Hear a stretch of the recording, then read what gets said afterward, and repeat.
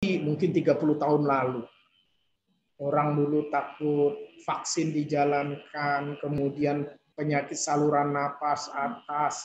Sekarang berubah, semakin bagusnya harapan hidup orang, penyakit kanker, penyakit degeneratif ini merupakan ancaman kehidupan di saat ini. Jadi berubah.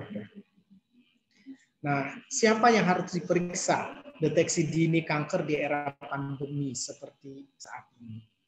Nah, selayaknya deteksi ini dilakukan pada seluruh orang dan diutamakan pada orang yang memang berisiko tinggi. Kita tahu bahwa tidak mau juga pandemi ini COVID terkena pada setiap orang. Kalau kita berbicara seperti di Swedia itu sampai saat ini tidak, orang masyarakat banyak ya pakai masker. Apalagi yang muda-muda, dia ke mall kemana jalan aja seperti biasa, pelayanan masih bagus, seperti tidak terjadi apa-apa. Tapi di sana mereka orang yang rentan, yang beresiko tinggi sudah diidentifikasi oleh negaranya, sehingga kehidupan perekonomian tetap jalan. Orang yang beresiko langsung dimonitor oleh negara, sehingga kehidupan masyarakat seperti biasa, mau orang ekonomi, jualan, restoran, sekolah, seperti biasa, mau berjalan. Bagi orang yang sudah terkena, dia pun sadar untuk melaporkan dirinya. Saya akan isolasi di rumah atau melaporkan kepada negara untuk diisolasi. Jadi tidak tersebar kemana-mana. Nah, kita mungkin agak susah seperti itu, banyak faktor yang harus diperhatikan. Nah, kalau kita berpikir di era pandemi, di mana sih kita melakukan pemeriksaan sama seperti layaknya kita melakukan deteksi dini, baik itu di rumah, di puskesmas, klinik, praktek dokter, rumah sakit sama. Tapi kita harus mengerti tentang bagaimana kewaspadaan memutus rantai terhadap pandemi. Bagi orang-orang yang sakit, itu termasuk orang rentan. Saat ini kita tahu orang tua, orang yang punya faktor risiko penyakit, orang yang di kemo, orang yang ada sakit gula, asma, itu orang yang berisiko. Aturan memang belum ada yang jelas. Bagusnya memang kalau bisa deteksi dini itu bagaimana disamperin ke rumah mungkin, seberapa rasio tenaga kesehatan dengan masyarakat itu juga problem.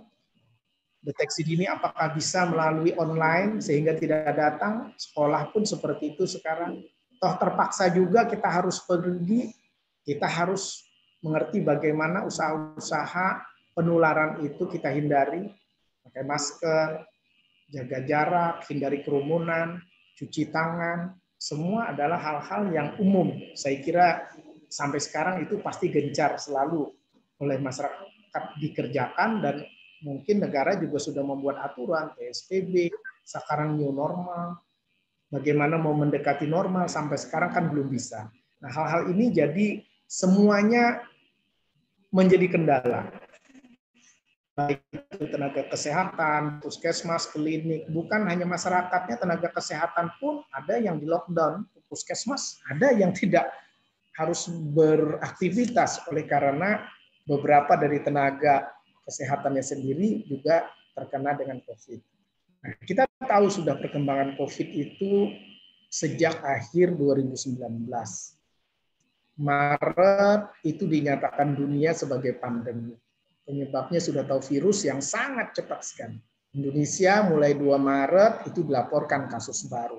Sampai saat ini mungkin sudah ada 35 juta ya yang terkena COVID-19 ini. Indonesia itu 300 ribuan, Kalsel mungkin 10 sampai 11 ribu lah saat ini. Begitu cepatnya perkembangannya. Kalau kita melihat dulu di dunia, pandemi ini pernah salah satunya adalah flu Spanyol tahun 1918. Itu menewaskan 3% dari populasi dunia. Sama kasusnya seperti sekarang. Malah lebih hebat itu 3% dari populasi dunia sudah terjadi kematian. Kita saat ini mungkin belum sampai, mudah-mudahan cepat berlalu semuanya, biar kita kembali ke normal, walaupun saat ini kita baru ke new normal, belajar beradaptasi, mau mendekati normal. Mudah-mudahan bisa selesai semuanya. Nah, ada beberapa hal-hal yang harus dilakukan. Banyak dari protokol-protokol, himbauan-himbauan kepada masyarakat untuk kapan seharusnya memeriksakan diri. Nah, hal-hal yang tumor disertai sesak, kalau memang tidak perlu karena memikirkan COVID ini juga berisiko bagi orang yang rentan, memang ditunda disarankan. Tapi bagi yang deteksi dini yang dilakukan, kalau sudah areanya hijau dan mengikuti protokol kesehatan, saya kira tidak salah kita melakukan deteksi dini dengan catatan semua protokol-protokol kesehatan itu kita jalani. Sehingga kita mendapatkan hal yang kemungkinan jangan beresiko, khususnya kanker sampai stadium yang lebih jauh, dan jangan juga terkena COVID-19-nya. Nah, ini protokol-protokol sudah dibuat oleh negara, aturan-aturannya untuk dilakukan. Nah, bagi orang-orang yang sudah maunya kita kan di rumah saja, ternyata pemerintah juga ekonomi sekarang mau dirubah. Nggak ada ekonomi katanya, nggak mungkin juga berjalan kehidupan ini. Akhirnya dibuatlah new normal. Kesehatan juga begitu. Mungkin kalau hal yang tidak mendesak, ditunda memang. Kalau bisa ada fasilitas yang bisa datang ke rumah, mungkin datang ke rumah si laboratorium, ya semua mudah-mudahan dari program pemerintah yang membayarnya. Kalau tidak, memang secara pribadi kita mengeluarkan pemeriksaan darah itu ada yang minta suruh datang ke rumah sehingga kita tidak terlalu terpapar dengan dunia luarnya. Itu adalah usaha-usaha yang sebaiknya dilakukan untuk mendeteksi dini dilakukan. Tapi pendeteksi dini kan bisa secara pribadi, khususnya payudara. Ada luka yang nggak sembuh loh, kok ini sudah lama juga saya berobat, mungkin bertanya dengan online, kalau nggak bisa juga memang harus memeriksakan. Karena daripada kita mendapatkan penyakit yang sudah stadium lanjut. Nah, pelayan kesehatan banyak memang, nah khusus untuk orang yang terkena kanker ini bagi yang sudah itu beresiko. Tapi yang sudah kan sudah terdeteksi, kita mengharapkan adalah orang yang belum ada keluhan untuk melakukan deteksi dini tetapi mengurangi resiko terjadinya penularan terhadap COVID-19. Nah, usaha-usaha yang dilakukan ya seperti ini termasuk sama, mau ini di fasilitas umum, di rumah sakit, termasuk kalau mau datang ke tenaga pelayanan kesehatan. Gunakan masker, cuci tangan, jaga jarak, hindari kerumunan, jangan menyentuh mata, hidung. Kalau bagaimana etika batuk, kita jangan menularkan ke orang. Nah, kalau sudah sadar kita kena isolasi mandiri, itu adalah umum kira untuk dilakukan setiap masyarakat kalau kita mau menyadarinya. Tapi yang susah sekarang, orang kalau sudah tahu terkena COVID-19 malah menutup diri karena seperti ada hukuman sosial, masyarakat akan takut dengan kondisi yang ada. Sehingga sebaiknya kita harus sadar untuk menginformasikan diri kita bahwa kita memang terkena. Tujuannya kan untuk diri kita dan untuk masyarakat juga. Nah, ini beberapa gejala-gejala. Kalau di kandungan, nyeri perut, perdarahan, kok nafsu makan menurun, ada perut benjolan. Bagi yang datang ke tenaga kesehatan, ini adalah salah satu deteksi dini. Harapannya tidak ada gejala itu seharusnya. Kalau sudah ada gejala seperti itu, agak mundur. Kalau ada gejala, harapannya ditemukannya di stadium dini, harapannya seperti itu. Jadi ada pap smear, ronsen, USG. Nah, ini yang dilihat organ-organ yang tersembunyi kalau khusus untuk organ genitalia, alat privacy. Ini agak susah biasanya dilakukan pemeriksaan. Untuk payudara, kita tidak ada yang mau seperti ini sudah terlambat, tapi ada gejala-gejala yang kita harusnya melakukan pemeriksaan lebih awal. Harapan sekali lagi, ini ada gejala, ada keluhan benjolan, air susu yang keluar, cairan berdarah, ini sudah ada gejala. Harapannya tidak seperti ini. Ini saya kira mutlak harus ke dokter kalau sudah seperti ini. Nah, justru ada 3 cara pemeriksaan deteksi dini untuk payudara. Periksa payudara sendiri dengan gambar yang ada saya tampilkan di sini. Dilihat puting susunya, ada melingkar, ada berbeda, ada benjolan atau tidak. Ada mamografi yang di tengah ini. ada USG, itu bisa mendeteksi dini kanker payudara. Sekali lagi tidak harus ke dokter, tapi kan dengan sadari yang gambar pertama ini kita sudah bisa juga untuk mendeteksi. Nah, ini cara-cara sadari, nanti bisa dilihat di internet, laman Google banyak untuk memperlihatkannya. Nah, mamografi seperti ini dilakukan, ada USG, disarankan mamografi itu di usia 40 tahun, kalau USG di atas 30 tahun. Nah, USG sebaiknya setelah haid begitu. Lebih bagus bagi yang beresiko juga 1 tahun sekali. Itu lebih ideal untuk mendeteksinya. Sama dengan kanker serviks itu idealnya 1 tahun, paling lama 3 tahun. Ini tanpa gejala justru dilakukan. Kalau sudah ada gejala itu sebaiknya memang harus tenaga kesehatan. Nah, untuk deteksi kanker paru, saya kira umum saja. Kalau sudah ada batuk, sesak, nah sekali lagi ini ada gejala. Kalau ada gejala, kita saya kira sudah terlalu jauh tidak berbicara deteksi dini, tapi sudah bersifat mengobati. Ya.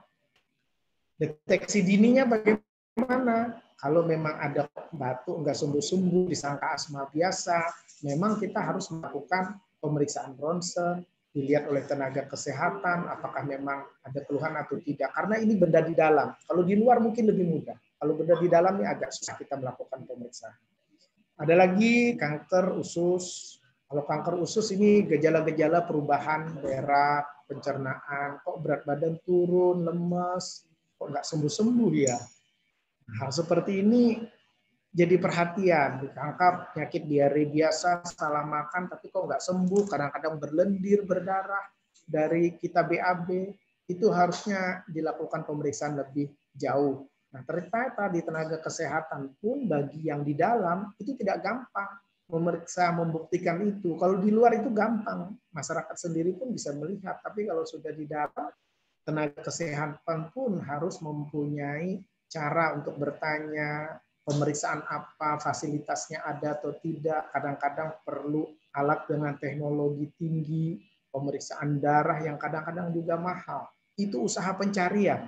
Tidak gampang memang deteksi dini bagi yang organnya sudah di dalam. Kalau di luar mungkin lebih mudah.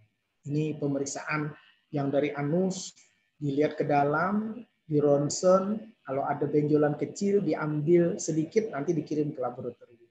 Ada lagi kanker hati. Kanker hati ini kadang-kadang orang penurunan berat badan, mual, demam, kuning. Kalau sudah kuning itu gejalanya sudah terjadi. Lalu harapannya kan kita deteksi dini. Jangan muncul sampai itu, pemeriksaan rutin. Karena benda di dalam, kita USG, keluhan lain apa, pemeriksaan darah. Sedini mungkin itu diperiksa bagi orang yang beresiko atau pengobatan kok nggak sembuh-sembuh.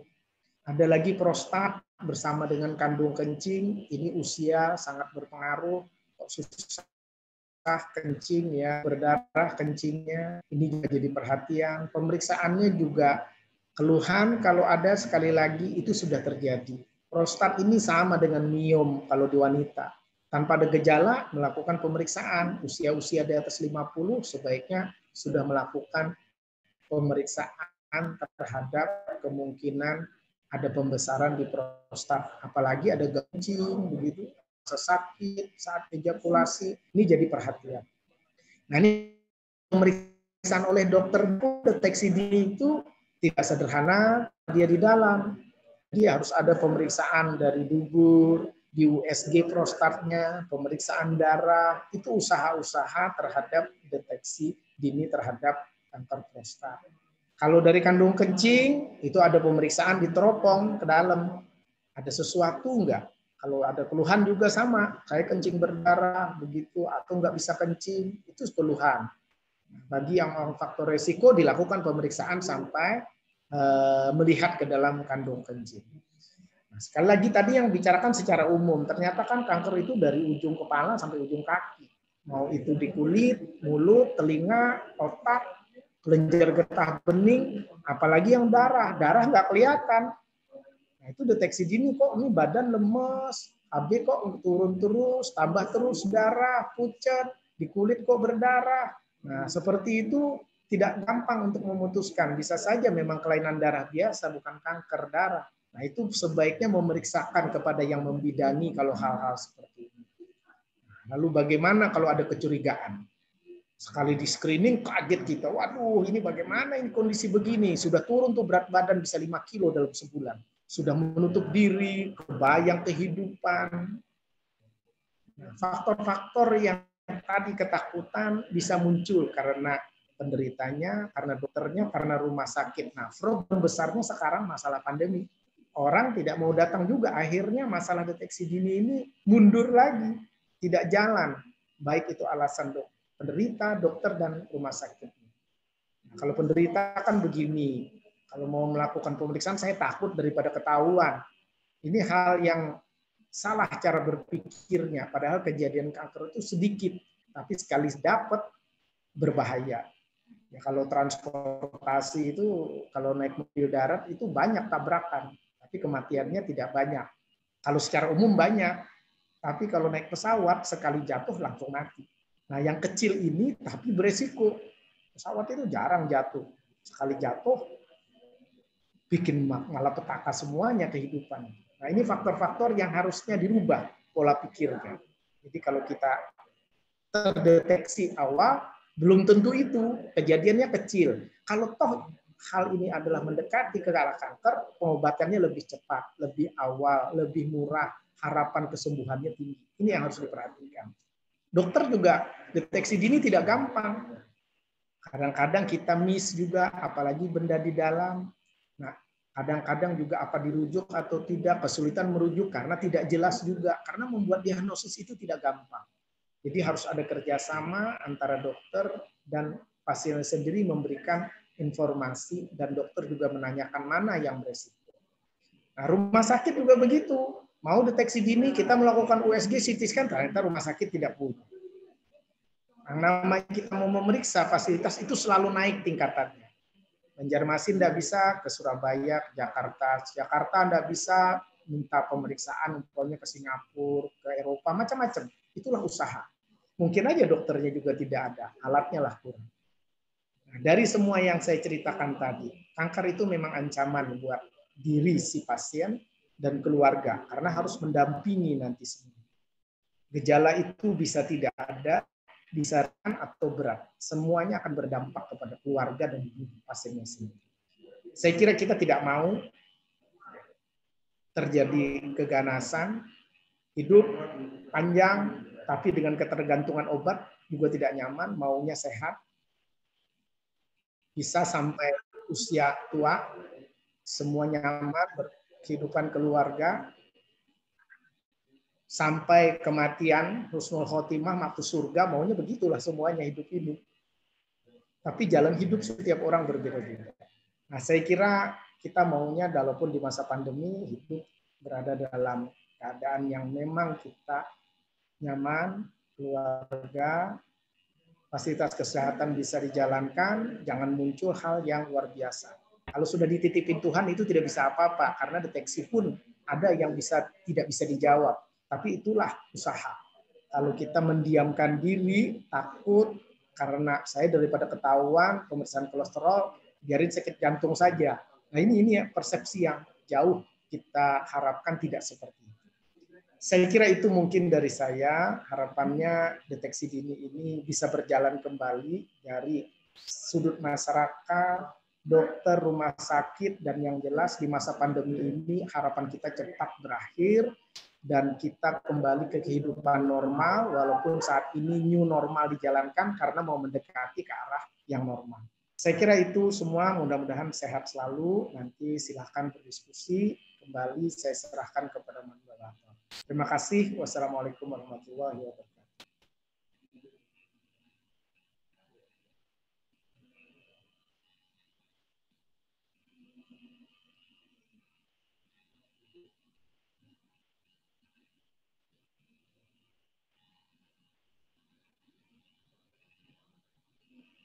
Halo, moderator.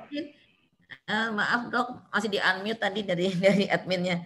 Terima kasih lagi, ini baru terbuka nih. Begitu menariknya bagaimana kita bisa mendeteksi dini. Semoga kita semuanya terhindar ya Dokter Haryadi ya. Kalau semua orang bisa mendeteksi dini, dokternya siap, rumah sakit siap, kerjaan kita juga lebih ringan, Dok. Mudah-mudahan ini ya harapan kita semua, angka harapan hidup meningkat, semua orang sejahtera ya, Dok ya. Tapi kita masih punya satu pembicara yang tentunya menjadi problem juga nih, semua orang ini kalau datang ke dokter tanyanya, "Dok, saya boleh makan apa? Nggak boleh makan apa?"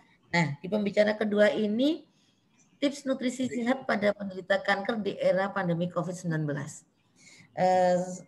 Dr. Juhairina, Magister Kesehatan Spesialis Gizi Klinik, beliau seorang pakar di bidang gizi klinik, akan menyampaikan materinya tentunya nanti akan dengan gamblang sehingga Bapak Ibu semua yang hadir pada simposium pada pagi hari ini bisa menyimak dan mudah-mudahan bermanfaat buat kita semua. Dr. Juhairina lahir di Teluk Betung, kemudian menyelesaikan pendidikan dokternya di Banjarmasin. Beliau menyelesaikan spesialis gizi klinik di Universitas Hasanuddin Makassar dan S2 Biomedik di Fakultas Kesehatan Universitas Hasanuddin Makassar. Ini beliau adalah dokter spesialis gizi klinik di Rumah Sakit Ulin. Pasien beliau banyak sekali, tentunya nanti Bapak Ibu sekalian boleh bertanya di kolom chat ya, supaya pertanyaan-pertanyaan itu bisa kami tampung dan bisa dijawab dengan gamblang oleh Dr. Juhairina. Silakan Dr. Juhairina, waktunya 30 menit.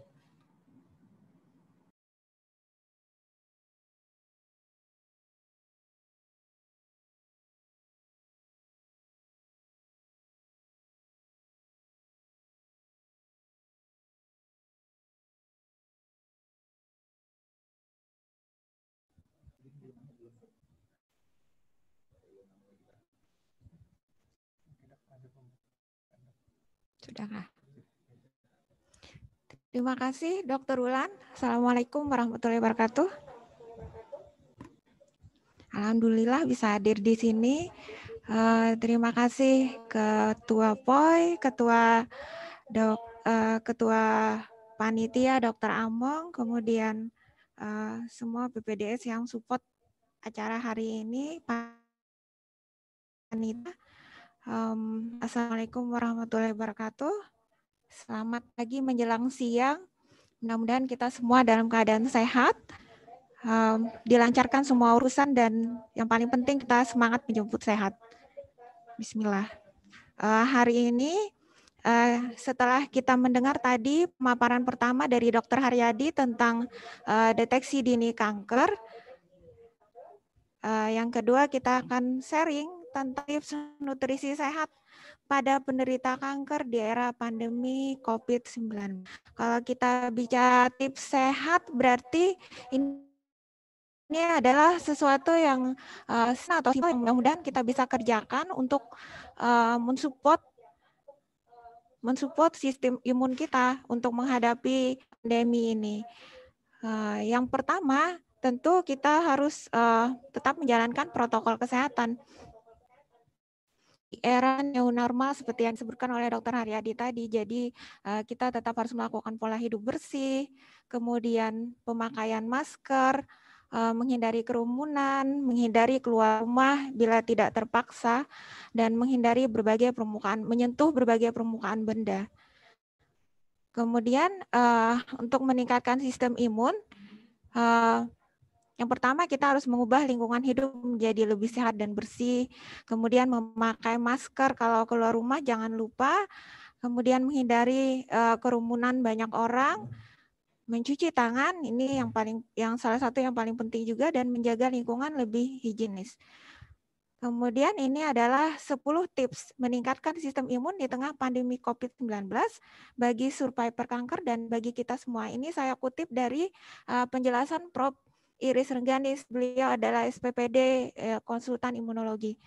Yang pertama, kita kalau bisa tetap stay at home, kecuali ada keperluan seperti harus kontrol ke dokter, itu tetap dengan protokol kesehatan, kemudian minum air putih 8 gelas sehari, ini untuk menjaga metabolisme kita tetap lancar, kemudian jaga berat badan normal, makan sayur dan buah, kemudian olahraga sekitar 30 menit per hari. Tidur juga harus cukup karena ini mempengaruhi sistem imun juga. Tidak merokok dan menghindari alkohol. Kemudian kalau ada obat atau suplemen yang sesuai dengan peresepan dokter boleh diminum. Dan yang penting juga poin 9 dan 10 yaitu kita jangan stres. Jangan stres ini bahkan di penelitian ini bisa meningkatkan imun. Ada seorang onkologis dari Miami, Florida. Beliau meneliti ada 200 wanita menderita kanker payudara yang melakukan yang diterapi dengan manajemen stres selama 1 minggu, dan 1 minggu kemudian dites, diperiksa interferon tipe 1-nya meningkat. Interferon tipe 1 ini dia berfungsi untuk meningkatkan imun dan juga untuk melawan tumornya. Jadi memang kita sulit ya memang kalau bicara jangan stres. Ada banyak cara yang tentu berbeda bagi setiap orang menghadapi hal ini, entah itu stres seperti Dr. Haryadi bilang tadi, waktu kita terdiagnosis kanker atau ada masalah lain, tentu banyak. Bisa dengan medsos, kita berkomunikasi dengan teman-teman, kemudian dengan keluarga, atau menyalurkan hobi saat ini seperti saya lihat di grup kanker itu sekarang mulai posting-posting tentang makanan atau tumbuhan, tanam-tanaman, atau bisa dengan pendekatan spiritual, dengan berdoa atau beribadah menurut agama dan kepercayaan masing-masing. Nah, kalau misalnya ada keluhan, seperti tadi dikatakan Dr. Hardy, ya kita harus konsultasi lagi ke dokter. Nah, fokus kita pada sharing kedua ini adalah bagaimana menjaga berat badan normal. Yang penting dengan pemilihan makanan yang baik untuk meningkatkan imun dan olahraga. Itu jalan dengan yang di guideline atau petunjuk dari American Cancer Society tentang bagaimana kita harus memilih gizi dan aktivitas fisik bagi survivor kanker. Yang pertama tadi kita harus memaintain atau mempertahankan berat badan yang dia harus normal, tidak obes, tidak kelebihan, dan tidak kekurangan, dengan membatasi konsumsi makanan yang high kalori. High kalori ini bisa jadi karena suka makan junk food, tapi kalau survivor kanker biasanya sudah tahu yang mana yang tidak boleh, dibatasi 5P, kemudian terlalu tinggi lemak atau terlalu tinggi gula, atau memang aktivitas fisiknya yang menurun. Karena misalnya jadinya stres, jadinya malas untuk beraktivitas, itu jangan sampai, karena ini akan menyebabkan peningkatan berat badan yang tentu akan beresiko menurunkan imunitas dan resiko juga untuk kanker. Kemudian yang kedua adalah kita meningkatkan aktivitas, nanti dijelaskan lebih lanjut. Yang ketiga, pemilihan dari makanan. Jadi makanannya harus tinggi sayur, buah, dan whole grain atau biji-bijian. Ini tadi dari American Cancer Society.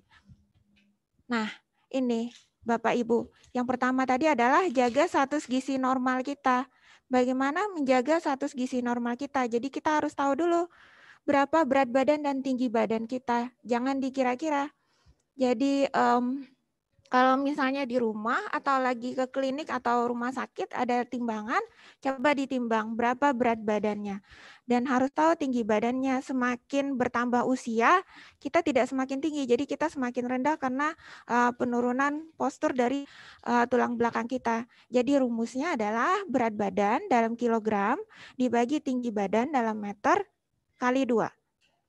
Nah itu nanti coba kalau ada kalkulator bisa dicoba berapa berat badan Bapak Ibu, kemudian dibagi tinggi badan dalam meter dikali 2. Ini ada kriterianya, kita maunya kita ada di daerah ini, normal 18,5 sampai 24,9. Kalau overweight sudah di atas 25 kg per meter kuadrat. Nah ini hati-hati kalau dia sudah ada di obes 1, obes 2, apalagi obes 3. Ini sudah membahayakan jiwa atau underweight. Kenapa ini penting? Karena dalam keseimbangan sistem imun kita juga perlu seimbang status gizinya. Kalau kita malnutrisi atau kurang gizi, ini imun kita bisa tertekan. Tapi kalau misalnya kita kelebihan gizi juga akan mengakibatkan aktivasi yang berlebihan dari sistem imun kita. Makanya terjadi banyak penyakit-penyakit peradangan. Nah, ini pada orang kurus biasa juga sering berhubungan kalau misalnya sudah terdiagnosis kanker, terutama kanker leher, mulut dan leher. Itu kan terjadi kesulitan untuk makan. Nah, itu sering sampai 60-70% prevalensi malnutrisi terjadi pada kanker mulut dan leher. Nah, ini karena terjadi malnutrisi atau kekurangan gizi, terjadi defisiensi dari makro dan mikronutrien. Nah, itu akan menurunkan sistem imun kita. Begitu juga sebaliknya kalau misalnya kita obes. Nah, obes ini dia akan menyebabkan sel-sel lemak kita akan meningkat, membesar, terutama white cell-nya atau sel lemak putihnya. Nah, ini akan mengaktifasi grup-grup yang bertugas untuk memerangi infeksi-infeksi yang ada. Nah, ini bisa meningkatkan risiko kanker dan menurunkan fungsi imunitas kita. Jadi kalau bisa kita harus seimbang.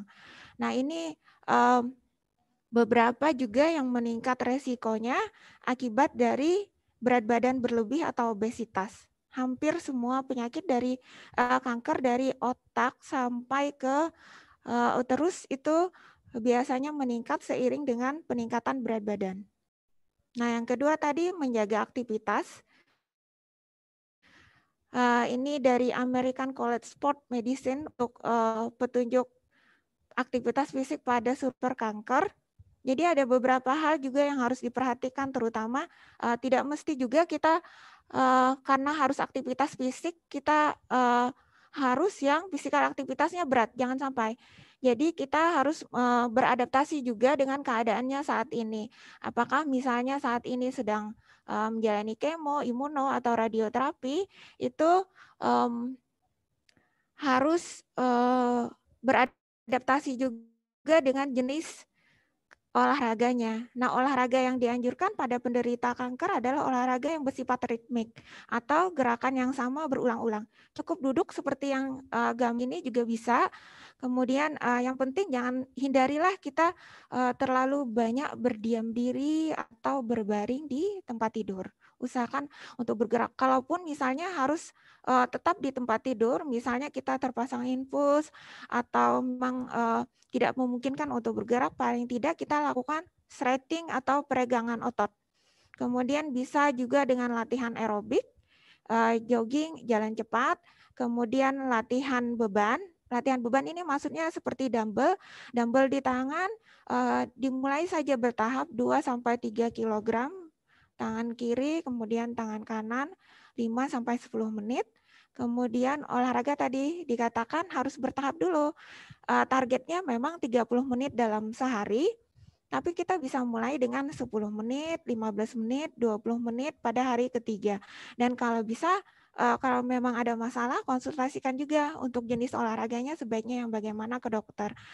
Pada penderita biasanya yang melakukan radiasi, ini dianjurkan untuk tidak berenang dulu karena biasanya kulitnya akan mengalami iritasi. Nah, manfaat dari olahraga bagi penderita kanker itu banyak pada penelitian. Yang pertama, mengontrol kadar insulin. Nah, insulin ini juga kalau dia resisten, dia akan mempengaruhi perkembangan dari kanker payudara dan usus besar. Kemudian mengurangi proses peradangan, meningkatkan fungsi sistem kekebalan tubuh, kemudian mencegah obes tadi dengan berolahraga, kemudian bisa mengurangi mual muntah. Dicoba saja, karena banyak pasien yang setelah kemoterapi dia mengalami mual muntah. Dicoba untuk bergerak. Paling tidak jangan sampai asam lambungnya meningkat karena proses berbaring yang lama. Kemudian mencegah terjadinya penyakit trombosis vena, kemudian mencegah atrofi otot karena saking lamanya berbaring atau tidak bergerak, mengurangi resiko depresi dan mencegah tulang menjadi rapuh dan mudah patah. Nah, yang ketiga adalah mengontrol makanan kita. Sebenarnya tidak sulit, hanya lebih banyak mengubah ke makanan yang tinggi sayur, buah, dan whole grain. Whole grain agak susah ya. Ini secara sederhananya isi piringku ini dikeluarkan oleh Kementerian Kesehatan kita. Jadi Bapak Ibu kalau ambil makan di rumah ataupun kalau di warung agak susah ya, karena diambilkan oleh tukang warung. Tapi bisa pesan ya, ini seperti ini pembagiannya. Nah, ada seperempat lebih nasi, kemudian lauknya ada 2 untuk keberagaman kita, kemudian ada buah, setengahnya berisi buah dan sayur. Kalau memang Bapak Ibu biasanya tidak bisa mengkonsumsi secara bersama-sama, boleh saja misalnya ada beberapa yang akhirnya switch ke makan dulu, kemudian makan buahnya belakangan, atau misalnya ada keluhan seperti sulit menelan, ini akan sulit untuk mengunyah atau menelan, memasukkan makanan-makanan yang agak keras. Jadi kita bisa bikin ini menjadi jus dan diminum di lain waktunya dalam 1 hari itu. Dan tips lainnya adalah buat ini dalam bentuk jadwal. Karena kalau kita berjadwal, kita amati dulu Bapak Ibu kebiasaan kita sehari-hari. Karena beda orang, kadang beda. Dok, saya tidak bisa sarapan jam 7. Kalau misalnya dokter gizi atau ahli gizi yang bikinkan, biasanya kita akan bikinkan sesuai format yang ada. Nanti pasiennya bilang, dok, saya kalau bangun pagi tuh bisanya cuma minum dulu, boleh. Atau misalnya pagi sukanya makan kurma dulu, dok, boleh. Tidak bisa, dok, kalau harus sarapan juga boleh. Yang penting dalam 1 hari kita bisa mencukupi kebutuhan makan sayur dan buah 4-5 kali, 5 porsi dalam sehari. Dan yang perlu diingat dari gizi seimbang adalah penggunaan ini, yang paling puncak di atas. Ini yang bisa menyebabkan over kalori kita. Jadi maksimal hanya 4 sendok makan gula pasir, kemudian garamnya 1 sendok teh, kemudian minyak untuk menggorengnya 5 sendok makan. Bapak Ibu, kebayang kalau 5 sendok makan berarti kita hanya bisa menggoreng 1 kali. Atau di pair 3 kali makan, itu hanya tumis-tumisan. Ini guideline dari American Cancer Society tadi, penjabarannya adalah kalorinya harus cukup, kemudian mengurangi makanan yang kira-kira akan berisiko untuk terjadinya kejadian ulang kankernya, kemudian meningkatkan makanan yang tinggi antioksidan, kemudian yang keempat adalah bisa dengan memastikan adanya suplementasi atau nutrisi yang bisa mensupport untuk pencegahan kanker. Nah, ini masalah kalori tadi. Ini lambung kita, gambar lambung kita. Ini kalau misalnya kita isi minyak, kemudian 2 keju, yang ketiga daging, keempat ini adalah karbo, yang kelima adalah dari buah-buahan dan sayuran. Jadi keuntungannya kita memakan gambar yang kelima sesuai di anjuran American Cancer Society adalah yang pertama dia lambung dan lebih sedikit kalori dengan penuh tapi kalorinya lebih sedikit. Kemudian yang kedua karena dia mengisi penuh kita akan merasa kenyang. Kemudian yang ketiga karena dia dari tanaman tidak akan ada kolesterol. Kemudian yang keempat dia tinggi vitamin, mineral dan antioksidan, dan yang kelima lebih aman. Lebih aman maksudnya di sini adalah pengolahannya tentu akan lebih aman dibanding dengan grup daging. Kalau daging kita hampir tidak mungkin bisa memakan mentah, jadi pasti kita akan mengolah dengan pemanasan tinggi yang akan mengakibatkan adanya zat-zat karsinogenik. Ini guideline-nya tadi. Yang pertama yang perlu kita perhatikan adalah tadi kalau di makronutrien kan ada lemak, protein, dan karbohidrat. Lemaknya direstriksi antara 20-35%. Kemudian yang kedua, kita pilih protein kita. Protein tadi lauknya yang ada di piring tadi. Di sini dia bilang contohnya adalah ikan atau unggas-unggasan atau kacang-kacangan atau susu yang rendah lemak. Tapi dia juga bilang bahwa sebenarnya untuk protein kita harus lebih memperhatikan kualitasnya. Jadi kualitas harus kita perhatikan. Yang paling bagus adalah ikan, mudah-mudahan tidak alergi, kemudian ayam dan telur. Yang ketiga adalah karbonya. Nah, karbo ini sekitar 45-65% dari total kalori kita. Penelitian dari riset kesehatan dasar kita, konsumsi komposisi karbohidrat pada makanan orang Indonesia itu sekitar 80%. Jadi masih sangat tinggi karena kita terbiasa memang mengkonsumsi. Kalau ingat piring makan tadi, kita ingat-ingat piring makan kita di rumah. Biasanya memang konsumsinya nasi mendominasi dibanding lauk atau sayurnya. Bahkan kadang sayurnya tuh cuma 1 sendok. Padahal di panduan isi piring tadi, sayurnya harus lebih banyak dari porsi nasinya. Nah, ini kita fokus pada buah, sayur, dan whole grain-nya. Pertama tadi kita bahas tentang minyaknya. Minyak tuh ada 3, ada yang jenuh, kemudian ada yang trans fat, dan yang tidak jenuh. Kalau yang jenuh, kita pakai biasanya untuk menggoreng. Nah, menggoreng ini kita biasa pakai yang dianjurkan adalah minyak sawit dan minyak kelapa. Saya masih tetap anjurkan minyak kelapa dibanding minyak sawit. Karena apa? Karena minyak sawit akan lebih mudah berubah menjadi trans fat yang di tengah ini kalau dia pemanasan lebih dari 2 kali. Kemudian trans fat ini sumbernya adalah dari makanan kemasan. Seharusnya kita zero consumption, atau maksudnya dia harusnya 0 saja. Tapi kalaupun memang kita terpaksa atau ini bisa meningkatkan appetite kita, karena kuncinya tadi di nomor 9 juga kita harus bahagia. Salah satunya kadang kita harus konsumsi cakes, itu kalau bisa hanya kurang dari 3%. Kemudian kita yang diperbanyak adalah yang lemak tidak jenuhnya. Lemak tidak jenuh golongan tunggal yang dianjurkan adalah minyak zaitun. Ini mungkin kita masih kurang terbiasa ya. Untuk tumis-tumis lebih baik pakai minyak zaitun karena ini yang dianjurkan. Kemudian alpukat ini juga sumber omega 9. Kenapa minyak zaitun ini bagus? Karena dia sumber omega 9, dan menurut banyak sekali penelitian saat ini yang membandingkan banyak juga tipe diet yang paling aman untuk cancer untuk jangka panjang atau long term juga adalah Mediterranean diet. Nah, Mediterranean diet ini diaplikasikan oleh orang Yunani yang dia konsumsi olive oil-nya tinggi, sekitar 30-40%. Kita bisa gunakan untuk menumis, pilih yang extra light. Kalau Bapak Ibu jalan-jalan ke supermarket, itu ada namanya olive oil extra light. Nah, itu bisa digunakan untuk menumis. Kemudian kalau kita baca lagi ada juga namanya olive oil extra virgin. Nah, itu kita bisa gunakan untuk minum langsung atau di dressing salad.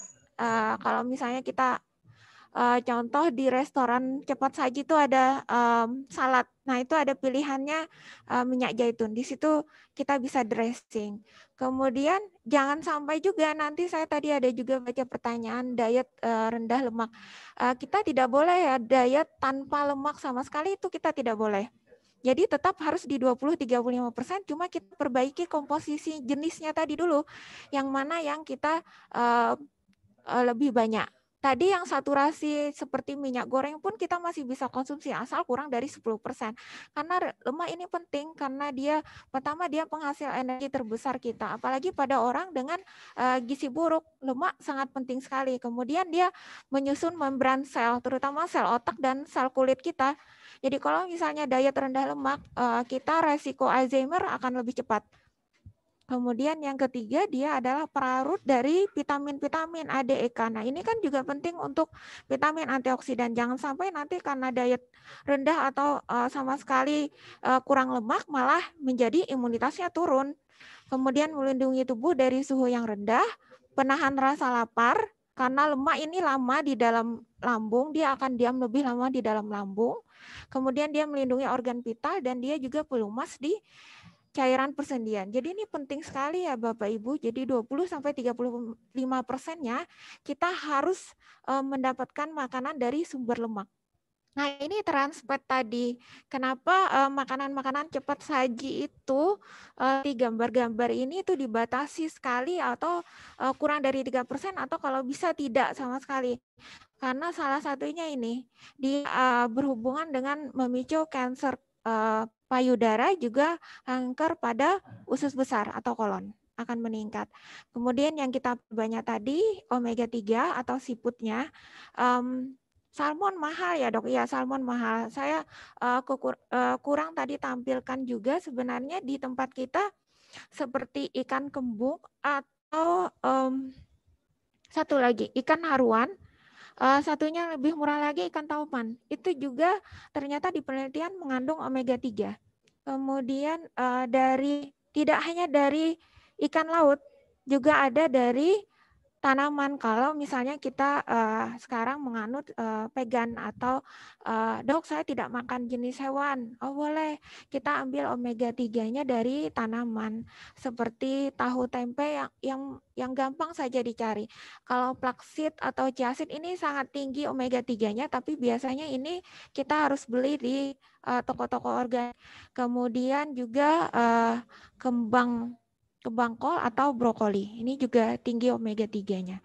Nah, omega 3 ini ada hubungannya dengan kanker ya, karena omega 3 ini dia dapat meningkatkan respon kemo dan dia juga dapat menurunkan respon inflamasi. Jadi ini penting. Dan standar dosisnya sekitar 300 sampai 2 gram dalam sehari EPA-DHA.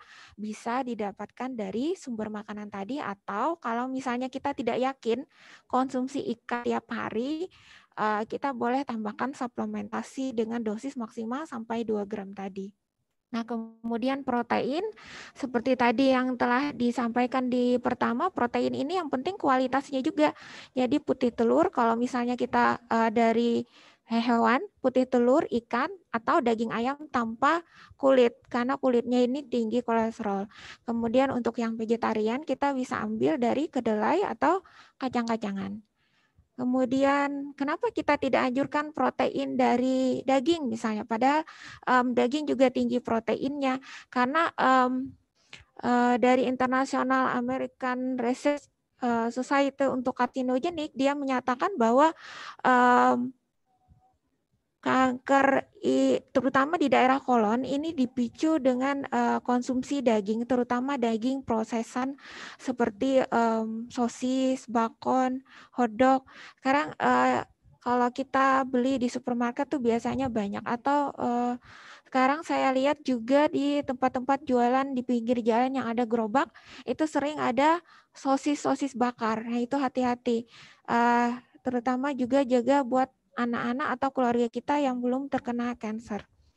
Kenapa ini dihindari? Padahal daging merah itu sebenarnya dia tinggi nutrisinya, proteinnya tinggi, zat besi, seng, asam folat, B12-nya tinggi. Bagus sebenarnya, tapi proses pengolahannya yang menyebabkan dia karsinogenik. Karena pemanasan suhu tingginya yang mengakibatkan ada perubahan dari senyawa yang dikandungnya menjadi heterosiklik aromatik amin dan polisiklik aromatik hidrokarbon. Apakah misalnya ikan juga mengandung senyawa nitrat ini, tapi dia waktu dipanaskan akan lebih sedikit mengandung HA dan PAH, dan dia tidak perlu dosis suhu tinggi. Biasanya ikan sudah lebih cepat matangnya kalau dibakar. Jadi batasi konsumsi daging merah maksimal hanya 3 kali dalam seminggu. 1 kali konsumsi hanya sekitar 50 gram atau setengah on. Kemudian ini yang paling banyak ya karbonya. Kenapa kita harus fokus pada sayur dan buah? Jadi sayur dan buah ini minimal 5 porsi. Jadi 2 porsi buah, 3 porsi sayur. 400 sampai 500 gram per harinya. Kenapa kita perlu ini? Dan kita harus pilih yang indeks glikemiknya lebih rendah. Indeks glikemik adalah kalau kita makan karbo, kemudian kecepatannya meningkatkan kadar gula di dalam darah. Kenapa ini ada hubungannya dengan kanker? Kenapa bukan pada kencing manis saja? Biasanya ini kita edukasi ini pada orang-orang yang kencing manis juga. ini indeks glikemik ada 3, yang rendah kurang dari 55, yang sedang kurang 56 sampai 69, kemudian yang tinggi lebih dari 70%, karena ternyata lonjakan kadar gula di dalam darah itu juga berhubungan dengan kanker. Jadi bukan hanya pada orang yang kencing manis. Ini ada meta-analisisnya bahwa glycemic index yang lebih tinggi ini akan berhubungan dengan kanker-kanker di usus. Ada beberapa jenis yang harus kita pertimbangkan dan dia mempengaruhi indeks glikemik. Yang pertama adalah jenis gula sederhana. Makanya tadi kenapa gula pasir itu dibatasi, kemudian gula merah juga dibatasi, walaupun gula merah dan gula pasir lebih baik gula merah, tapi tetap itu adalah gula sederhana. Kemudian struktur pati di dalam makanan. Jadi ini tergantung dari amilosa dan amilopektinnya. Jadi misalnya begini, dok, saya lebih suka makan nasi putih dibanding nasi merah. Padahal dalam teorinya nasi merah ini dia lebih baik. Kenapa nasi merah lebih baik? Karena dia punya amilosa yang lebih tinggi. Semakin pulen beras, dia akan semakin tinggi indeks glikemiknya. Jadi pada beberapa penelitian di Indonesia yang meneliti beras daerah, punyanya beras Banjar, beras gambut itu lebih tinggi amilosanya. Jadi dia indeks glikemiknya lebih rendah dibanding beras Jawa. Jadi syukurnya kalau misalnya orang Banjar tuh kebiasaan makan beras Banjar. Saya dulu 4 tahun di Makassar, saya selalu bawa beras dari Banjar karena saya tidak biasa makan beras pulennya dari Makassar. Kemudian tingkat pengolahan karbo. Jadi semakin tinggi suhu pengolahan juga akan semakin meningkatkan indeks glikemiknya. Contohnya begini, bubur dan nasi. Itu bubur lebih tinggi indeks glikemiknya dibanding nasi. Jadi pada penderita yang bisa survivor kanker yang tidak ada masalah dengan mengunyah, itu lebih baik mengkonsumsi nasi dibanding bubur. Kemudian komposisi nutrisi. Semakin banyak tambahan yang kita berikan pada karbonya, misalnya dicampurkan dengan, kalau misalnya kita masak nasi bisa dicampur dengan rempah, itu juga akan menurunkan indeks glikemik. Kemudian cara memasak makin lama akan makin tinggi indeks glikemik. Kemudian juga kematangan. Makin matang, makin tinggi indeks glikemiknya. Jadi pisang makin matang, dia akan makin tinggi indeks glikemiknya. Kemudian ini ada beberapa golongan makanan yang ada indeks glikemik rendah dan indeks glikemik tinggi. Jadi yang rendah ini yang lebih baik kita konsumsi tadi beras merah, kemudian beberapa golongan buah dan sayur. Ini yang tinggi, roti putih, kemudian nasi putih juga. Tapi nasi putih walaupun dia tinggi indeks glikemiknya, kalau Bapak Ibu memang tidak biasa makan nasi beras merah, tidak masalah. Yang penting tadi ingat panduan piring sehatnya. Jadi komposisinya hanya sekitar seperempat lebih dari piring makanan kita. Kemudian ini adalah kenapa konsumsi buah dan sayur itu penting, karena dari banyak sekali penelitian dia mempunyai efek proteksi atau melindungi kita dari resiko kanker. Kemudian usahakan kalau makan tuh jangan sukanya hanya misalnya jus itu terus. Jadi kita perlu diversity atau keberagaman, karena lihat di sini beberapa rainbow atau pelanginya beda-beda kandungannya. Kalau yang merah seperti grupnya semangka atau tomat itu tinggi likopennya. Nah ini untuk kanker prostat atau kanker payudara. Kemudian yang oranye-oranye tuh tinggi beta karotin. Kemudian yang kuning tingginya vitamin C atau flavonoid. Kemudian yang hijau tingginya folat. Ini semua fungsinya untuk meningkatkan imunitas, terutama di era pandemi ini, dan juga untuk menurunkan resiko kanker atau mencegah rekorensi dari kanker itu. Kemudian ini fiber juga penting, fiber untuk memperbaiki pencernaan kita, menurunkan berat badan, dan bantu menurunkan kalsium yang sudah. Jadi makanya kenapa kita selalu bilang, oke Bu, Bapak makan di luar boleh, tapi kemudian kita harus imbangi dengan makan banyak sayur dan buah. Karena ini akan membantu untuk istilahnya detox kita dari dalam, untuk meramu karsinogeniknya. Kemudian ini kenapa juga penting fiber? Karena ternyata pada penelitian memakan fiber ini juga bisa meningkatkan beberapa terapi dari kanker. Ini ada penelitian pada pasien-pasien melanoma, kanker kulit melanoma dengan peningkatan fiber dari sayur dan buah, dia akan meningkatkan respon terapi dari imunoterapinya. Kemudian ada juga penelitian begini bahwa fiber dari serat buah dan sayur itu lebih baik daripada kita konsumsi probiotiknya langsung, suplemen probiotik, karena suplemen probiotik itu kalau cuma satu dia akan menekan mikrobiota yang lain yang ada di dalam usus kita. Jadi lebih baik kita memang hanya fibernya saja. Jadi akan terjadi keanekaragaman dari usus kita dibanding kita hanya meminum satu suplemen probiotik setiap hari.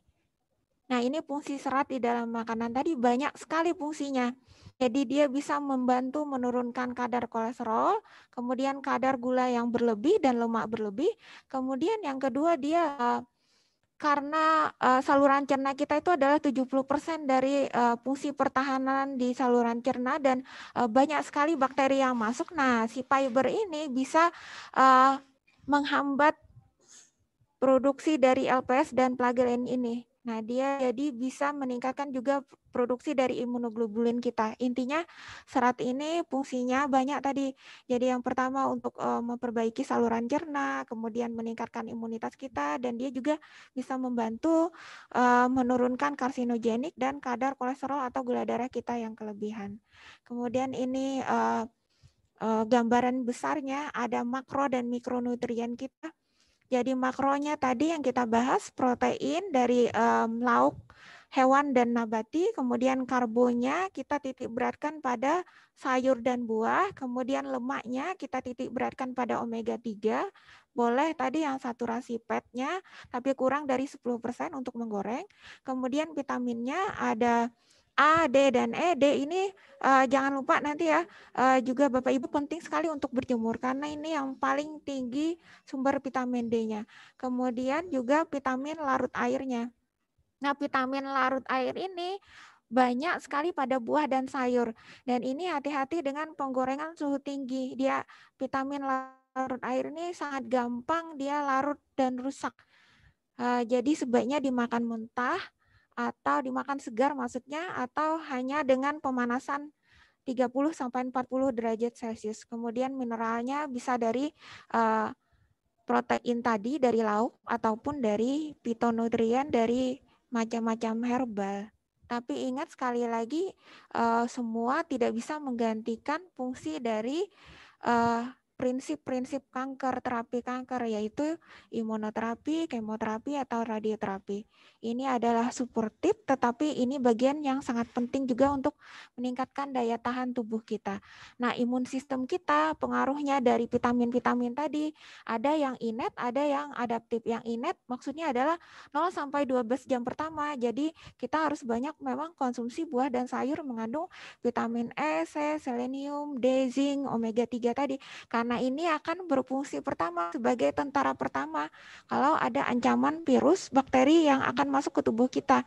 Jadi 0-12 jam pertama mereka ini yang akan meresponnya.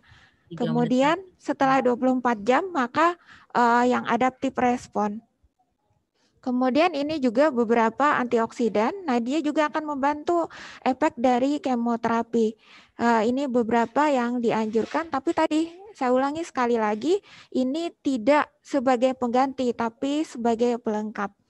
Ini ada kurkumin, kemudian ini epigalokatekin ini dari teh, biasanya daun teh, kemudian resveratrol ini dari grupnya anggur. Tapi anggur hati-hati pada anggur atau beri. Sekarang lagi musim anggur sama beri, lagi murah-murah. Jangan sampai dikonsumsi pada penderita anemia karena akan menghambat penyerapan dari besi. Kemudian hesperidin dari vitamin dari jeruk. Kemudian quercetin dari banyak sayur-sayuran. Nah, ini tidak perlu kita terlalu banyak berinovasi dalam memasak. hanya makan eat clean, whole food. Kalau bisa yang makanannya simple-simple dan tidak memerlukan pemanasan suhu tinggi agar zat gizinya tetap terjaga. Ini Aristoteles bilang kebahagiaan adalah goal utama dalam hidup, tapi kebahagiaan bukan hanya perasaan, ini adalah satu kesatuan dari seluruh yang ada pada diri kita. Jadi Bapak Ibu yang tahu goalnya kemana. Salah satunya tadi healthy body ya. Salah satu yang penting juga adalah makanan. Kemudian kesimpulannya, kita harus menjalankan protokol kesehatan selama pandemi itu yang paling penting. Kemudian jaga berat badan normal, tingkatkan aktivitas fisik. Kemudian makan harus tetap dengan gizi seimbang. Gizi seimbang itu yang bagaimana? Ingat tadi piring sehatnya. Kemudian pilih pengolahan makanan yang aman. Jangan terlalu yang tinggi suhunya. Kemudian harus tetap bahagia untuk menjemput sehat. Amin. Terima kasih. Semoga bermanfaat. Assalamualaikum warahmatullahi wabarakatuh. Waalaikumsalam warahmatullahi wabarakatuh. Sangat menarik ya, dan di tempat saya sudah banyak sekali pertanyaan Juhairina, karena terus terang Dr. Juhairina, semua pasien kalau datang ke tempat kita ini kalau yang merasa kanker, dok yang boleh dimakan apa, yang nggak boleh dimakan apa, itu selalu menjadi pertanyaan. Siapapun pasiennya, mau besar, mau kecil, mau tua, mau muda, semuanya bertanya seperti itu. Selanjutnya kita akan memasuki sesi diskusi, waktunya sekitar 30 menit. Ada beberapa pertanyaan untuk Dr. Haryadi dan juga tentunya Dr. Juhairina. Untuk yang pertama akan mungkin bisa di share screen-nya, bisa di stop. Untuk yang pertama mungkin untuk Dr. Haryadi, dok, ini ada secara garis besarnya ada dua pertanyaan. Yang pertama tentang di masa pandemi ini bagaimana kita bisa mendiagnosis awal terjadinya kanker. Karena teman saya kolesterolnya tinggi, dia saran untuk diet rendah kolesterol. Dan ternyata setelah 3 bulan berat badannya turun drastis, tetapi tetap takut kontrol ke rumah sakit. Dan BAB-nya keluar darah, dok. Sikap kita bagaimana dengan kondisi seperti itu? Monggo dok, Dr. Haryadi.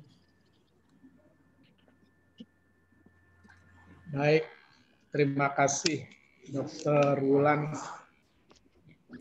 Jadi memang kita di masa pandemi ini tidak ada yang nyaman untuk menyikapinya. Dari sudut kehidupan kita, keterbatasan, dulu kalau kita bersilaturahim, datang ke tempat keluarga, sekarang malah betapa sulitnya disuruh jangan ketemu orang, disuruh di rumah. Dulu kita memeriksakan diri, sekarang ketakutan, apalagi rumah sakit yang dianggap sebagai tempat rujukan, rumah sakit COVID. Nah, kita yang harus mengukur diri. Kita sudah disebutkan bahwa suatu saat kita harus berteman kepada COVID ini. Dalam pengertian begini, arti berteman itu, apakah penyakit ini akan hilang di dunia ini? Seperti cacar dulu, cacar api itu bisa hilang setelah vaksin berjalan. Saya menyebut ini jadi sulit karena satu, tidak ada obat yang sampai sekarang established yang sudah terbukti dia yang bisa menghentikan dan mematikan virus ini. Kedua, belum ada vaksin yang paling baik yang bisa bekerja semua dalam uji klinis. Artinya dicoba dulu bagaimana efek samping dan efek baiknya. Nah, dengan kondisi yang ada, lalu ada protokol-protokol yang kita sikapi bagaimana supaya kita jangan sampai tertular, walaupun itu kita mengukur diri kondisi badan kita. Protokol-protokol itulah yang kita ikuti. Sementara tadi disebutkan ada penyakit, berat badan turun, BAB berdarah. Kalau kita tidak mengetahui apa penyebabnya dan itu berlangsung terus, justru ini menurut saya lebih membuat sakit, mengganggu kehidupan, aktivitas, mungkin saja akan mengancam jiwa. Cara-cara berdiam diri yang disuruh stay at home, work at home, sementara apakah orang sakit dan tidak tahu dirinya stay at home juga. Konsultasi mungkin lewat telemedicine mungkin.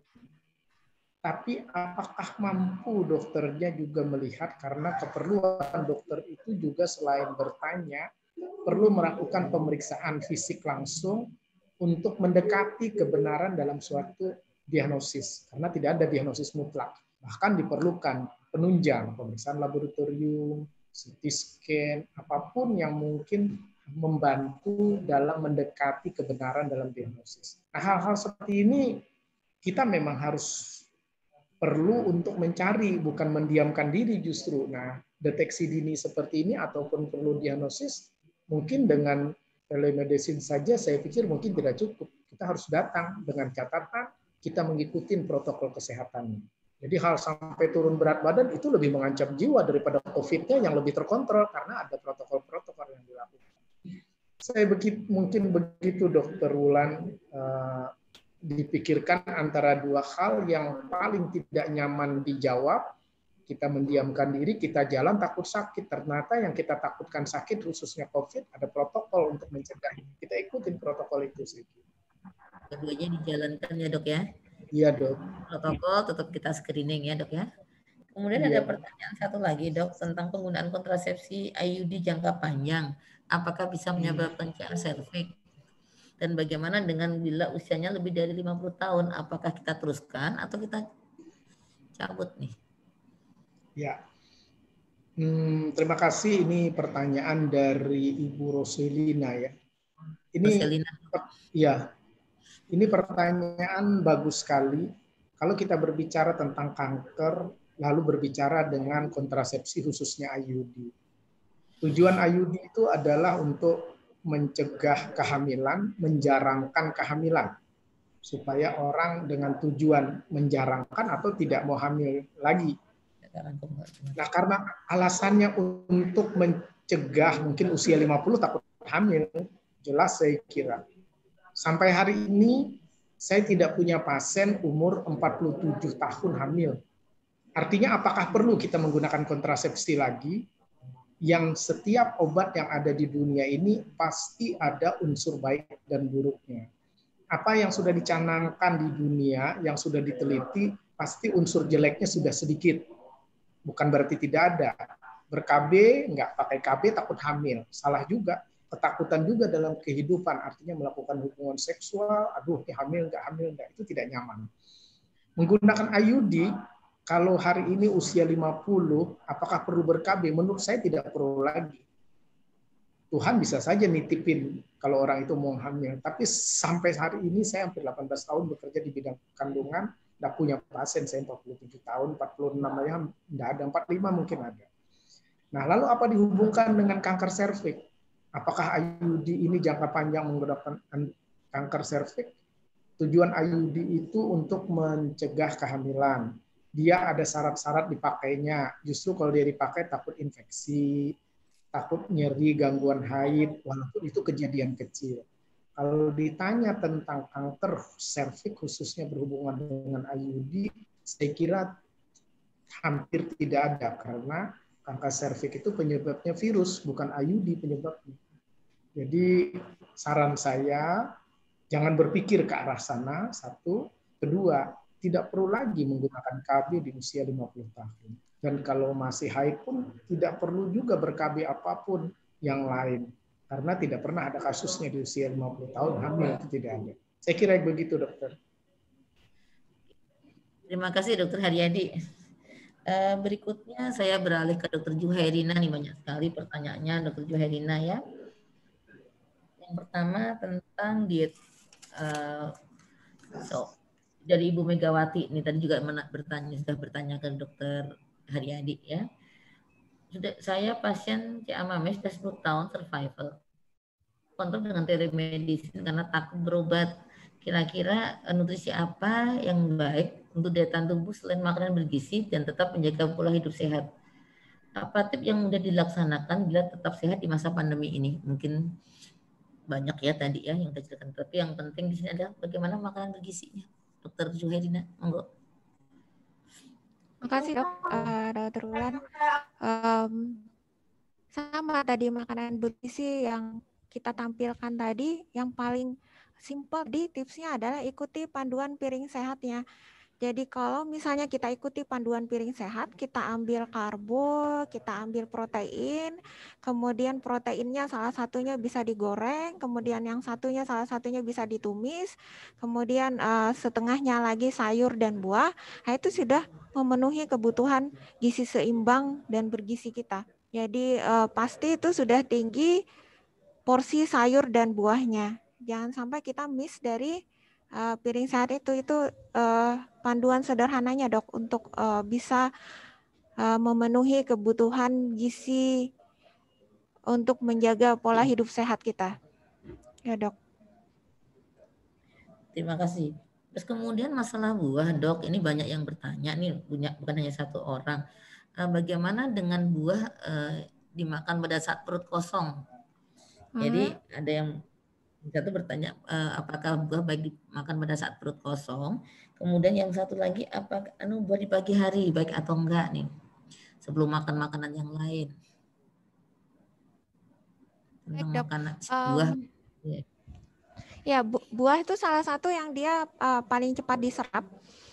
Jadi kalau misalnya kita mau di saat perut kosong asal tidak alergi, setahu saya ada beberapa yang alergi misalnya grup melon. Nah itu kalau dia dimakan perut kosong apalagi pagi-pagi bisa menyebabkan gangguan gastrointestinal. Biasanya pasiennya bisa jadi mahnya kambuh atau malah segera mau ke belakang. Nah itu tergantung individunya. Sebenarnya yang penting tuh bukan waktunya, jumlahnya yang penting. Jumlahnya harus 400 sampai 500 gram. Tapi kalau ditanya waktunya memang biasanya pada saat perkosong. Jadi dipisah antara makanan biasa dan makanan utama dengan buahnya. Jadi buahnya tersendiri biar dia bekerja lebih maksimal. Tapi sebenarnya digabung pun tidak ada masalah. Tapi kalau mau makan buah lebih dulu juga karena dia lebih cepat diserap, lebih simpel dan ini adalah hanya golongan karbo dengan sedikit protein. Jadi waktu di pagi hari itu juga salah satu yang diutamakan dok. Asal tadi tidak ada alergi. Bisa mencegah kanker nggak dok dengan makan buah duluan dibandingkan makanan yang lain tadi? Tidak. Ya bukan mencegah kanker dengan makanan di waktu pagi, tidak. Yang penting tadi porsinya, kemudian itu bisa menurunkan resiko kanker. Jadi bukan untuk mencegah kanker dengan memakan buah di pagi hari. Tidak. Kemudian diet plant based, mungkin Dr. Juhairina bisa menjelaskan, ada yang bertanya tentang diet plant based untuk mengurangi resiko pengobatan kanker melalui makanan. Terima kasih dok.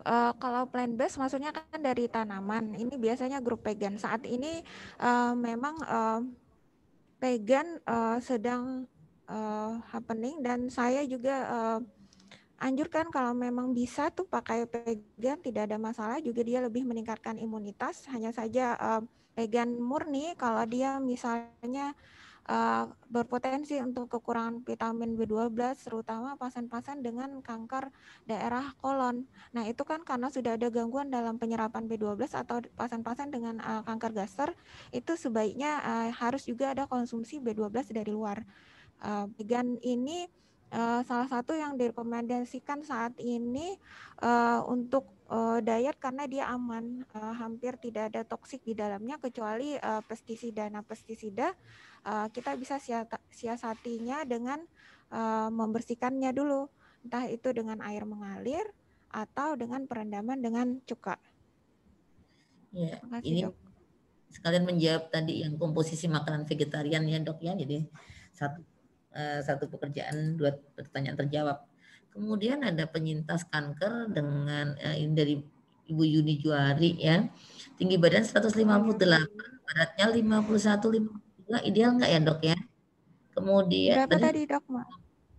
158, berat badannya 51, 52. Kalau untuk pertanyaan berikutnya yang buah kan tadi sudah dijawab tadi dok. 51 52 kilo, tingginya 158. Normal dok. Oh, normal, berarti indeks sudah bagus massa tubuhnya 20,4. Iya Ibu Yuni ya. Alhamdulillah sudah dihitung dokter Juhe, ideal Bu. Kemudian untuk anak-anak nih dok yang tidak suka makan sayur, apakah bisa dikonversi dengan pemberian susu sebagai ganti nutrisinya? Kemudian dari 3 jenis susu itu kira-kira apa yang baik ya? Itu fresh milk kah, yang UHT kah, atau yang pasteurisasi? Mana yang lebih bagus? Oh iya, Anak. terima kasih dok. Kalau untuk anak ya dok ya, beberapa kali saya ikut web Zoom web dengan Prof. Damayanti juga, beliau ahlinya untuk gizi anak. Beliau mengatakan tidak bisa diganti dengan apapun. Tapi memang untuk gizi buruk fokus kita adalah karbohidrat dan protein. Protein bisa dari hewani dan nabati. Nah, si sayur dan buah ini tugasnya ibu-ibu adalah memperkenalkannya. Jadi makanan sayur dan buah harus diperkenalkan dan tidak bisa diganti dengan sumber makanan lainnya karena memang berbeda. Walaupun itu dari susu. Kemudian jenis susu apakah bagusnya breast milk, dari UHT atau pasteurisasi? Kalau breast milk pertama yang dikhawatirkan kalau susu segar apakah dia steril atau tidak. Jangan sampai nanti ini malah memicu kita infeksi saluran pencernaan, misalnya anaknya diare. Kemudian UHT atau pasteurisasi yang mana yang bagus? Sama-sama bagus. UHT kita bisa langsung minum.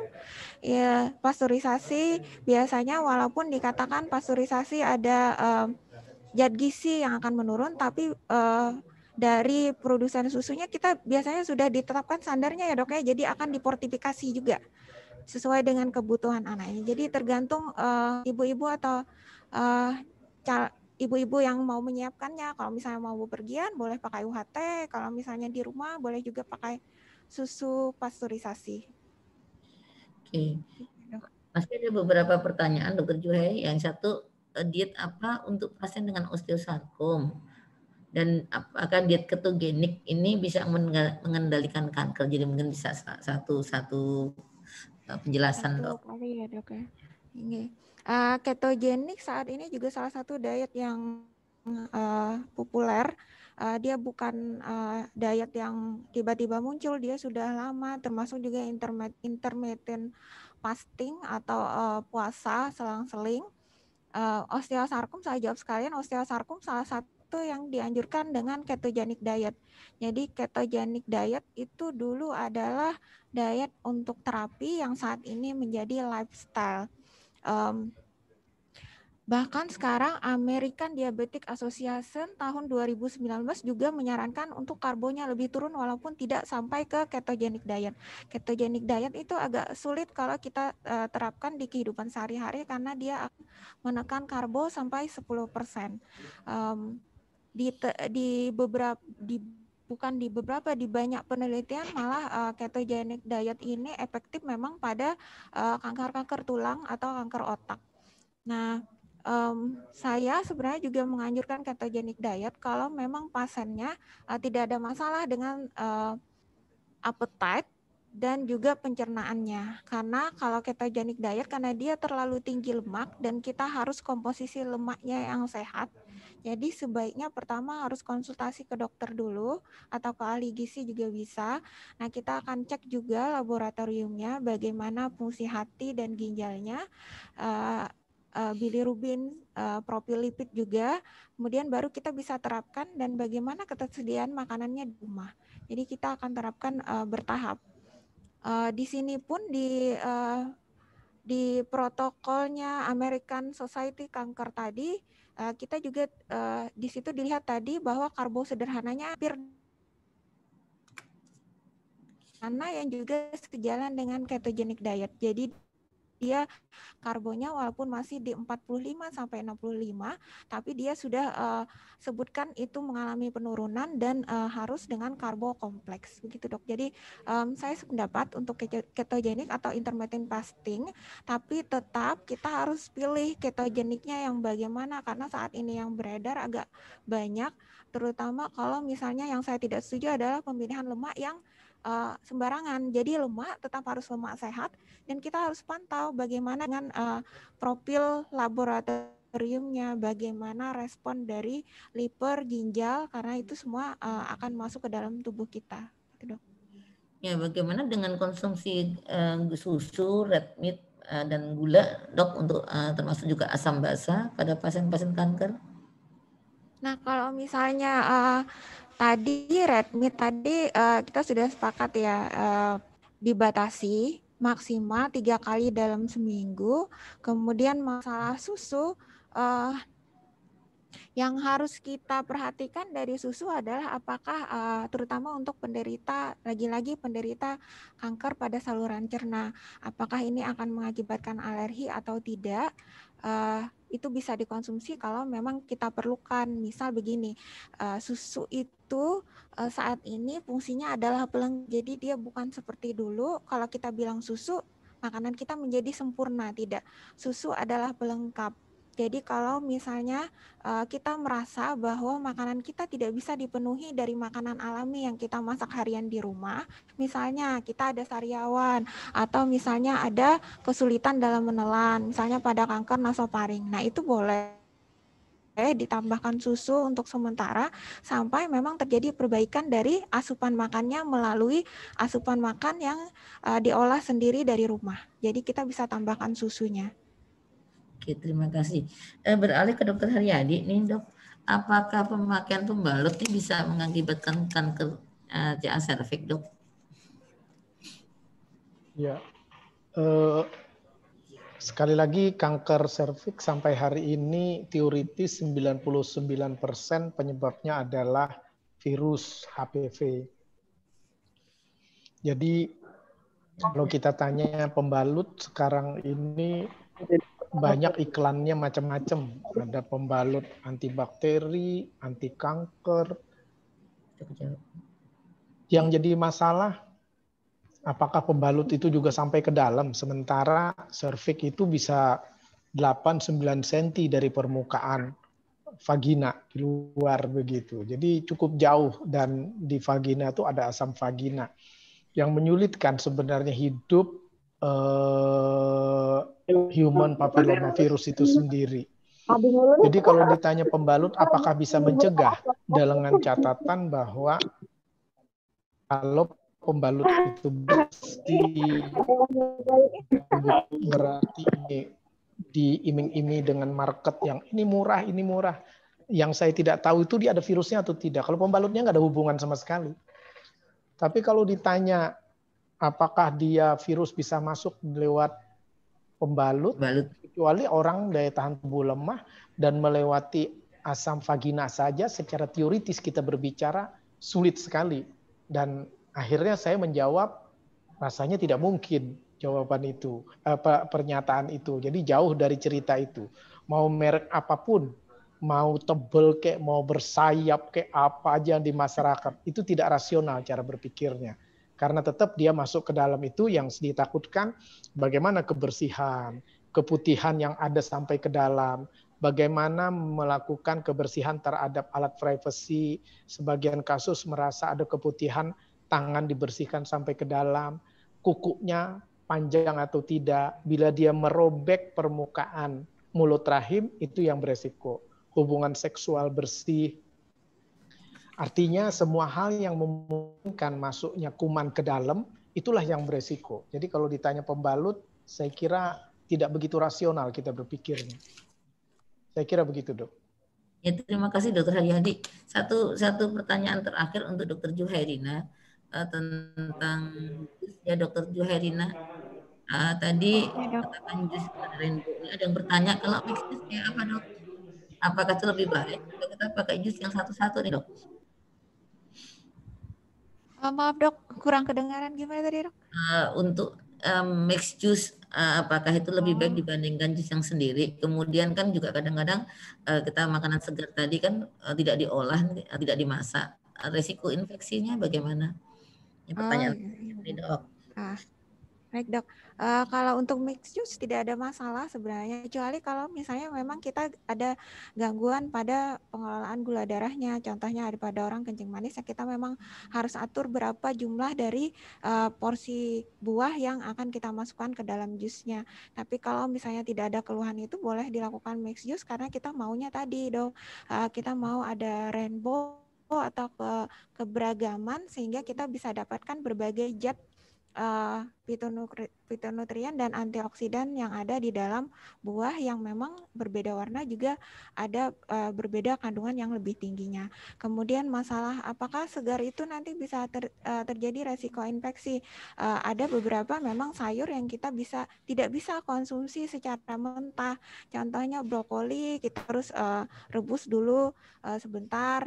Tapi tidak juga harus sampai matang sekali. Jadi beberapa memang harus kita bersihkan dan direbus sebentar sekitar 5 sampai 10 menit. Tapi ada juga beberapa buah dan sayur yang kita aman untuk konsumsi secara mentah dan memang dianjurkan untuk mentah, Dok. Oke, terima kasih. Sebenarnya banyak yang masih mau bertanya, Dok. Baik untuk Dr. Haryadi maupun Dr. Juherina. Tetapi karena waktu juga kan saya dibatasin oleh panitia ini untuk memandu Bapak Ibu semua ini, boleh saya simpulkan dari kedua pembicara bahwa dalam situasi pandemi ini bila tidak penting memang tidak perlu ke rumah sakit, kemudian tetap melaksanakan gaya hidup sehat ya, baik dengan baik cuci tangan, jaga kebersihan, kemudian perbaiki status imunitas. Dan jangan lupa untuk screening dari Dr. Haryadi tadi dilakukan sebaiknya sebelum ada gejala karena kita namanya juga screening ya, jadi jangan nunggu bergejala berat baru datang ke rumah sakit. Kemudian pelaksanaan deteksi dini ini bisa dikerjakan oleh diri sendiri ataupun oleh petugas kesehatan. Tetapi kalau kankernya itu di dalam mungkin memerlukan beberapa alat penunjang, mungkin harus dilaksanakan di rumah sakit, tetapi tetap melaksanakan protokol kesehatan yang seharusnya. Kemudian tentang makanan yang perbaiki untuk status imunnya, pola makanan yang sehat dengan banyak buah, sayur, biji-bijian, dan tentunya berat badan yang ideal untuk menjaga kita supaya tetap lebih sehat. Saya kira itu sedikit yang bisa saya simpulkan dari seminar online pada siang hari ini, bagaimana kita pelayanan kanker dalam era pandemi COVID-19, bahwa kita tetap harus sehat walaupun pandemi ada di tempat kita. Saya akhiri, wassalamualaikum warahmatullahi wabarakatuh. Saya serahkan kepada MC Bu Ayu, silakan. Baik, terima kasih Dr. Wulan yang telah memimpin seminar kita pada hari ini.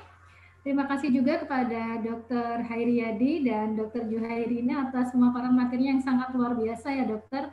Banyak sekali pencerahan yang kita dapatkan di seminar kita hari ini.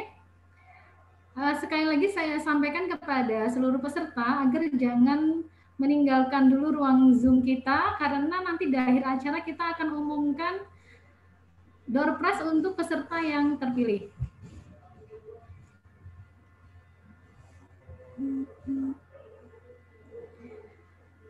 Oke, baik.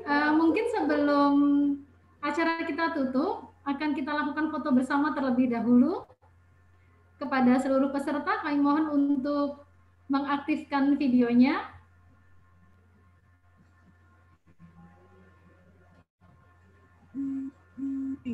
Sekali lagi saya mohon kepada seluruh peserta untuk mengaktifkan videonya karena kita akan melakukan foto bersama sebelum acara kita tutup dan kita umumkan door prize-nya. Baik, fotonya akan mulai saya pimpin. Ini mungkin sudah siap ya. Oke, baik. Untuk slide pertama, siap-siap. 1, 2, 3. Cheers. Oke, siap. Untuk slide berikutnya,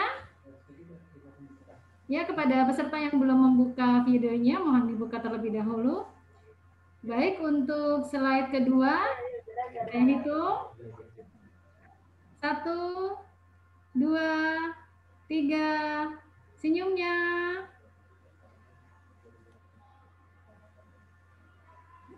Oke, baik. Lanjut untuk slide berikutnya. Oke, siap untuk slide ketiga. 1, 2, 3, senyum.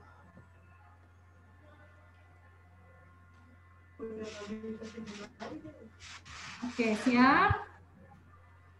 Oke, baik. Berikutnya, slide berikutnya. Siap-siap untuk slide keempat. 1, 2, 3, senyumnya.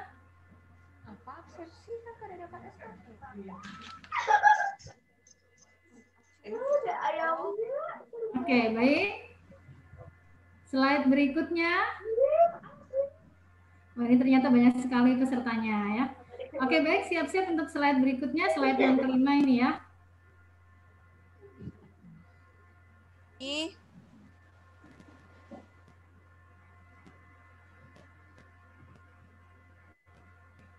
Oke, slide kelima.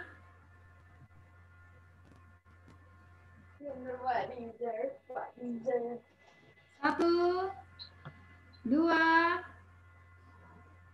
3, cheers.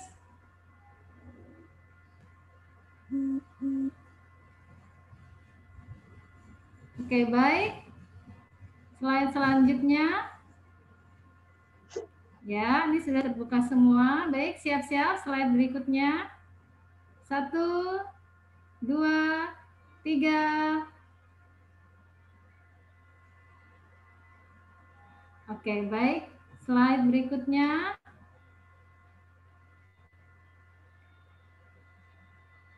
Ya, siap-siap. Slide yang ke-7 ini. Oke, siap. 1, 2, 3, senyum.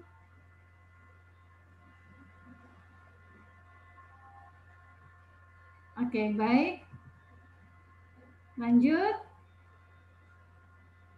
Siap-siap. 1, 2, 3, klik.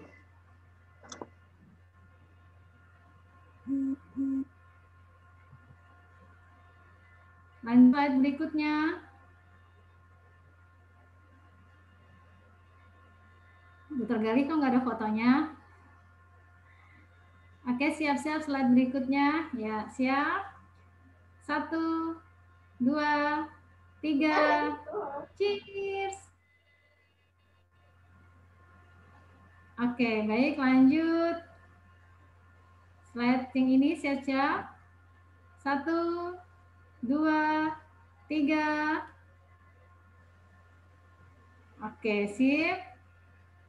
Lanjut. 1, 2, 3.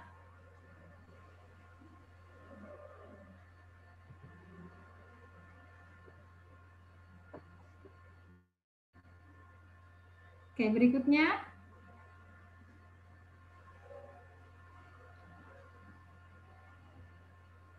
Satu, 2, 3. Oke, siap. Sudah habis ya, dokter admin? Habis. Ayo, terima kasih. Sudah habis ya, dok ya? Udah habis.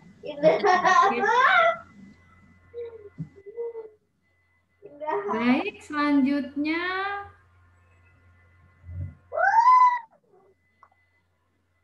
kita tunggu peserta yang akan mendapatkan door prize. Mungkin dari admin bisa menampilkan.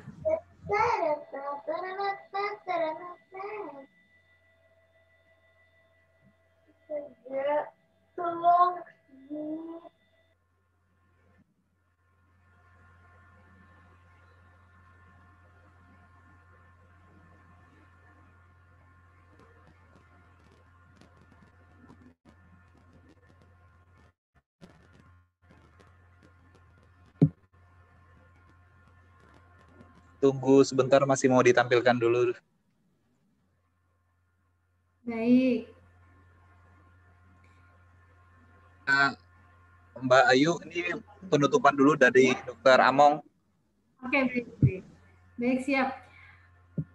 Oke, Bapak Ibu, demikian tadi Zoominar kita pada siang hari ini. Mudah-mudahan apa yang sudah disampaikan oleh kedua pemateri tadi memberikan banyak ilmu pencerahan untuk kita semua. Semoga ilmunya bermanfaat. Selanjutnya kita ke penutupan acara oleh Ketua Panitia webinar kita pada hari ini. Kepada Dr. Among, kami persilahkan. Ya, terima kasih Ibu Ayu. Terdengar suara saya, Ibu Ayu? Jelas terdengar, Dokter. Ya, oke. Terima kasih. Bismillahirrahmanirrahim. Assalamualaikum warahmatullahi wabarakatuh. Ya, terima kasih kami ucapkan kepada Ketua POI, Perhimpunan Onkologi Indonesia Cabang Kalimantan Selatan, Dr. Sasongko, spesialis bedah onkologi, yang siang tadi membuka acara, dan pada seluruh tim POI yang kami hormati. Juga saya mengucapkan terima kasih kepada para pembicara, Dr. Haryadi, spesialis Opsin, konsultan onkologi, Dr. Joherina, spesialis gizi klinik. Terima kasih kepada MC yang cukup kooperatif ya, menyapa seluruh peserta, Ibu Ayu. Terima kasih juga kami sampaikan kepada moderator Dr. Wulan, spesialis anak konsultan onkologi, dan juga terima kasih banyak kami ucapkan pada seluruh panitia atas terselenggaranya kegiatan acara seminar hari ini dengan lancar, dan juga untuk teman-teman PPDS yang telah membackup segala kegiatan pelaksanaan kegiatan hari ini dengan baik dan lancar. Terima kasih kepada sponsor, seluruh peserta yang telah mengikuti acara simposium awam ini hingga selesai acara hari ini. Dapat kami informasikan yang tercatat sebagai peserta hingga hari ini pada acara simposium awam adalah 181. Ya, cukup banyak. Acara simposium ini dilaksanakan dalam rangkaian kegiatan Hari Kanker Dunia tahun 2020. Yang semestinya acara ini dilaksanakan pada bulan Maret yang lalu, karena ada pandemi sehingga acara ini kita tunda dan baru bisa terlaksana pada hari ini dalam bentuk online ya, yang semula rencana dilaksanakan tatap muka langsung, tapi karena situasi pandemi dan acara ini tetap bisa berlangsung, maka dilaksanakan secara online. Dan kami juga mengundang teman-teman semuanya, teman sejawat, khususnya besok hari Kamis akan dilaksanakan jam 1 sampai jam 3 sore. Nah, jadi bila ada teman-teman yang berminat bisa melaksanakan registrasi pada link yang telah ditentukan.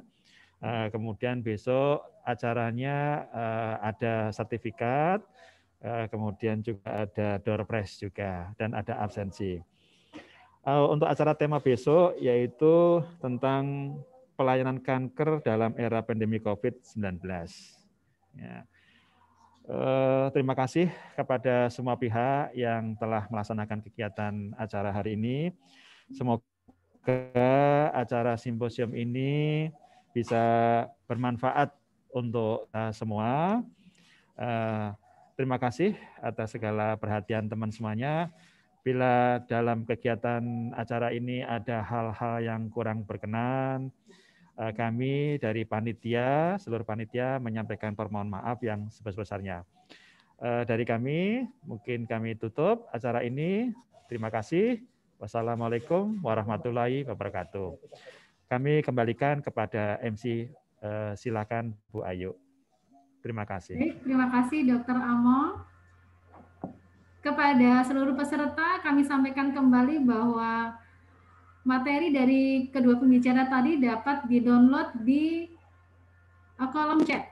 Kemudian kami informasikan kembali seperti sudah disampaikan oleh Ketua Panitia tadi, bahwa besok masih ada seminar medis dan paramedis dengan tema pelayanan kanker dalam era pandemi COVID-19. Kita ada 3 pembicara. Kemudian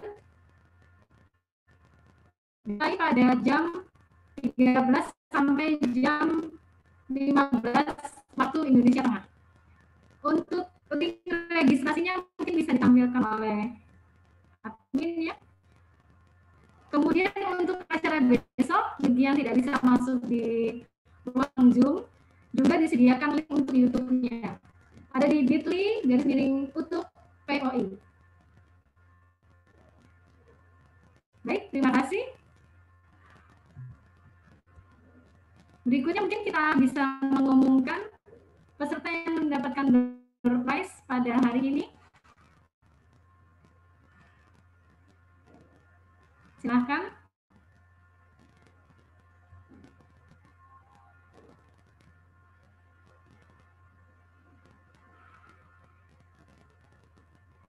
Baik, ini adalah daftar peserta pemenang door prize webinar kita pada hari ini.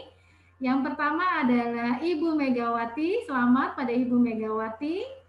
Kemudian kepada Ibu Lilianti, selamat kepada Ibu Lilianti. Yang ketiga kepada Ibu Eka Purwanti. Yang keempat, Ibu Yuni. Berikutnya,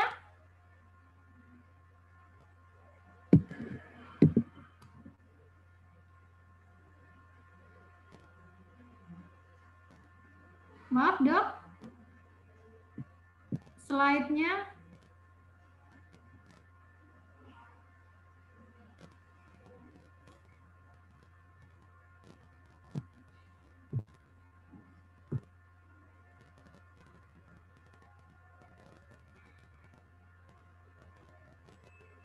Oke, baik.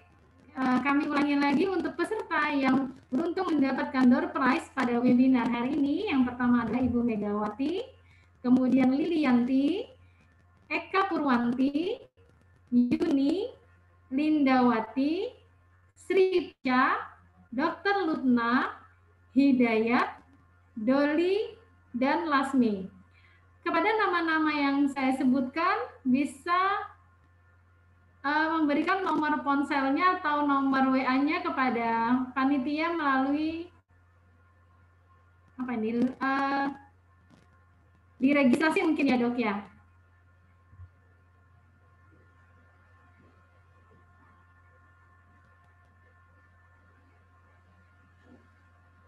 Ya, kepada nomor nama-nama yang saya sebutkan tadi bisa hubungi panitia ke nomor 0812 348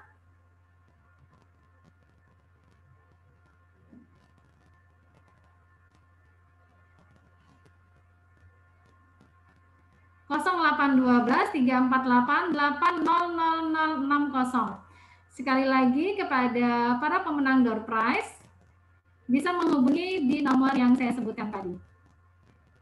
Baik, terima kasih kepada seluruh peserta yang telah berhadir pada webinar pada hari ini. Saya atas nama pemandu acara pada hari ini mohon maaf jika ada kekurangan pada acara pada hari ini. Terima kasih untuk semuanya.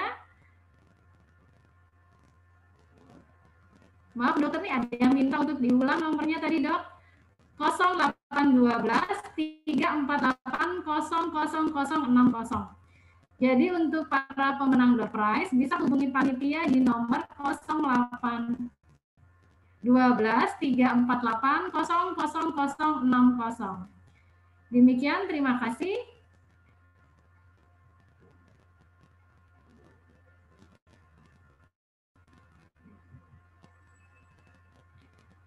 Baik, terima kasih pada seluruh peserta yang telah berhadir pada webinar di siang hari ini. Saya atas nama panitia dan juga pembawa acara menyampaikan permohonan maaf jika dalam menyampaikan dan memandu acara hari ini terdapat banyak kesalahan dan kekurangan. Semoga ilmu yang disampaikan oleh pemateri kita di siang hari ini memberikan banyak manfaat bagi kita semua. Saya tutup acara pada hari ini. Terima kasih. Wabillahi taufiq wal hidayah. Wassalamualaikum warahmatullahi wabarakatuh.